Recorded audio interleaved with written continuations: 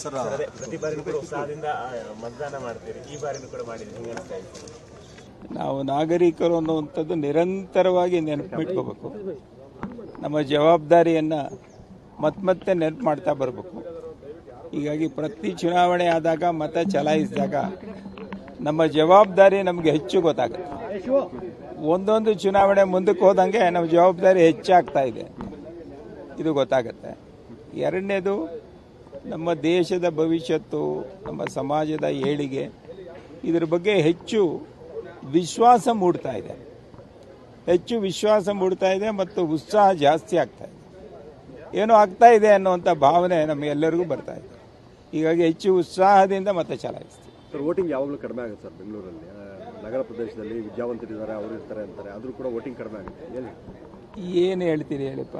ನಾವು ಸಂಬಂಧಪಟ್ಟವ್ರು ಹೇಳ್ಬೇಕು. ನಾವು ಎಷ್ಟು ಹೇಳಿದ್ರು ಸಂಬಂಧಪಟ್ಟವ್ರಿಗೆ ಅನ್ನಿಸದೇ ಇರೋವರೆಗೂ ಏನು ಮಾಡೋದು? ಹೀಗಾಗಿ ವಿದ್ಯೆ ಮತ್ತು ಇದಕ್ಕೇನು ಸಂಬಂಧ ಇಲ್ಲ ಅಂತ ನನಗೆ ಅನ್ಸುತ್ತೆ. ಇಲ್ಲಿ ನೋಡಿದ್ರೆ ನೀವು 80% ಹಿರಿಯ ನಾಗರಿಕರು ಅಥವಾ ಹಿರಿಯರೇ ಇದ್ದಾರೆ, ತುಂಬಾ ಕಡಿಮೆ ಇದ್ದಾರೆ. ಹೌದು.